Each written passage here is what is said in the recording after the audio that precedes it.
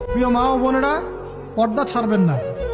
আপনাদের জন্য 4টা কাজ: স্বামীর আনুগত্য করা, লজ্জাস্থানের হেফাজত করা, আপনার 5 ওয়াক্ত সালাত ঠিকঠাক মতো আদায় করা এবং রমজান মাসে সাওম রাখা। নবীজি বলেছেন সাল্লাল্লাহু আলাইহি ওয়াসাল্লাম, জান্নাতের যে কোনো দরজা দিয়ে ইচ্ছা আপনি প্রবেশ করতে পারেন। আপনার জন্য সহজ।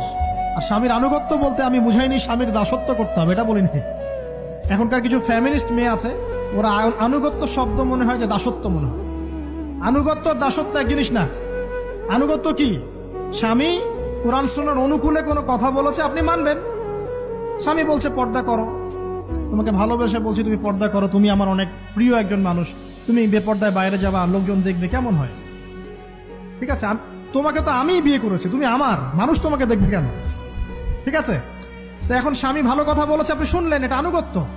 আর ওই স্বামী যদি বলে আসো তো, আমার কলিগরা এসেছে, তোকে খাবার সার্ভ করতে হবে,